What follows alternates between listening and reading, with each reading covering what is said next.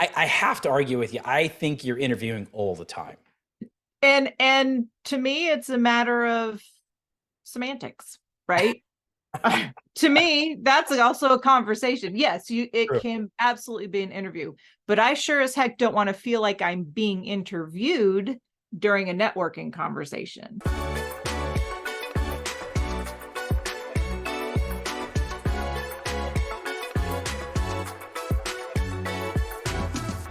Welcome to episode 2 of Networking and Mentoring, a 4-part series that Lisa Tilt and myself, Adrian Escobedo, will be putting on.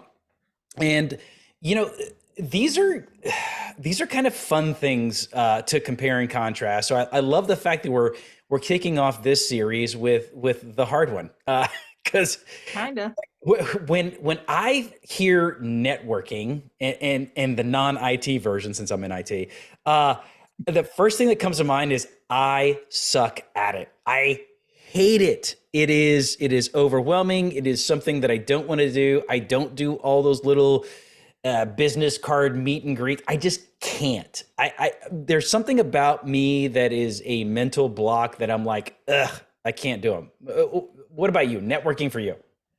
Same. I think it is a rare bird that says, I'm going to walk into a room of 100 people I don't know and enjoy it and I'm going to figure it out.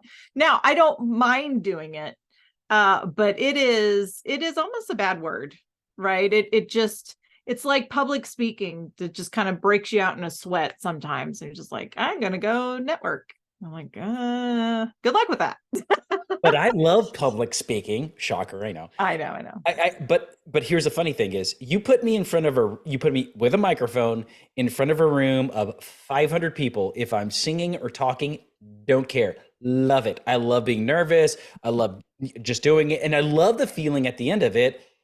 I did it. And man, those endorphins are crazy. However, networking, it's overwhelming. I don't even know where to start, And so I've been reading a couple books, and so I'll kick this one off with this. This one book that I'm reading, and I'll have to get the title, put in the show notes when we put this out there. It basically says networking is not what you do to go find leads for your business. Networking is actually what you do to help put people together. So if let's just say we were at a networking event and I was to come up to you, introduce myself, start talking about you, I would ask about you. I would do everything I can to get you talking about you. Hopefully you are your favorite person to talk about. And in most cases you are. Then I will be able to take what I learned from you and then go share that with somebody else, which as long as you and I have known each other, I've done hundreds of times. Right. A lot. Likewise. But to me, that is the essence of networking. It's just, how do you start? So for me, networking, what it is, it's what you do to be a resource for others. I'm going to put that definition on my version of networking. What's your definition? Mine is connections and conversation.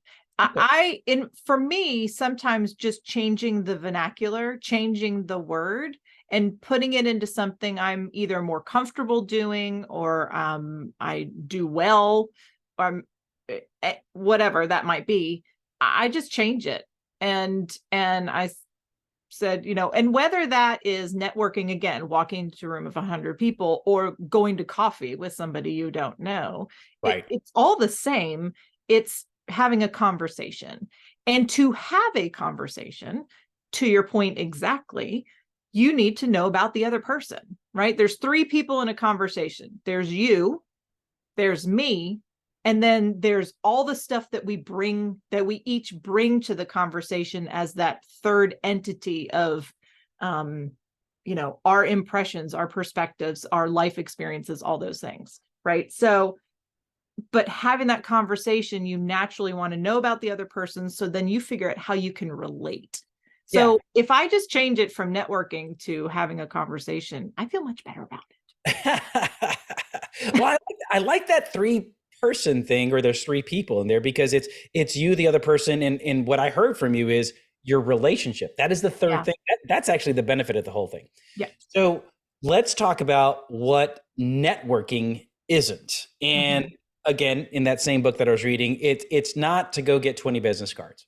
And Right. here's the thing: at the end of the day, you have 20 business cards, you put in your CRM, then what? Yeah. I have zero credibility with that business card. However, I want to take the fact that I went to a networking event and there's all these after five things that you can go do as a business person and just meet people and learn about different things. And I think that's what you called out is learning from other people. And Yeah. so what it isn't is a sales opportunity, and then I would contrast that with just get to know somebody so that way you can learn for yourself. Yeah. So that's how I would spend that. What isn't networking for you? Yeah. Well, surprisingly, I'm going to align right with that and add to it. I say it's also not a job interview. So it's not a sale, closing a sale, and it's not a job interview. Right. And so I think we put sometimes expectations on ourselves of what the outcome needs to be. I think you were talking about this, right? What the outcome needs to be when I leave that room, when I leave that coffee or lunch or whatever. And if we're putting too much expectation on it, then we lose sight of actually having an authentic conversation, which I just read yesterday is Webster's 2023 word of the year. It's authentic. And it what it isn't is the outcome. What it is the process, but it isn't a specific outcome. Often, if you get it and you land a job or you land a new client or customer or whatever, great, that's a happy accident. But I think we need to make sure that we're understanding what the possible outcomes are. If that Yeah, makes I love no, that makes perfect sense. I love that. I am gonna argue with you. good. I am gonna argue with you. And maybe this is just me, but Mhm. I am of the opinion that I am always interviewing, always. Yeah. And so if I was to go to that networking event with being in the right headspace, meaning I'm going to go meet people, I'm going to go meet people so that way I can put people together.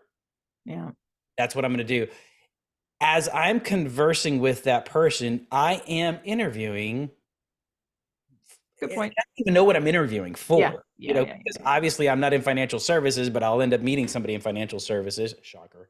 Yeah. Um, but yet I'm interviewing. Maybe I'm interviewing to be a client of that person. Maybe I'm interviewing so that way when I share a lead with them, hey, remember we met at this event? I remember you saying you do this and this and this. I was just talking to somebody else. They would be a great candidate for the service you offer. Didn't I just interview to pass that lead or interview to share that contact with that person? Yeah. I, I have to argue with you. I think you're interviewing all the time. And to me, it's a matter of semantics, right? To me, that's also a conversation. Yes, it True. can absolutely be an interview, but I sure as heck don't want to feel like I'm being interviewed during a networking conversation. There you go. So I don't disagree with you. I call it something different. Gotcha. And but I would, don't put the used car salesman sale on me and do not interview me Absolutely. because I'm walking away with a very different impression. And I go back to the word authentic because I think sometimes when we are in interview mode, it's a different mode than having a conversation. So I will push back a little bit, but that's based on my definition of Yeah, what I think no, I interview got is. you. I got you. And I think when we go through the rest of the series, because next we're going to be talking about mentoring, I think that'll have its play. And I then agree. in our series 4, when we talk about the call to action, the tips and tricks that we take from networking or mentoring, we'll put how to make yourself more comfortable Yeah. doing these networking events. Yeah. So with that, I'll close us out. Lisa, pleasure talking with you. Nice talking to you.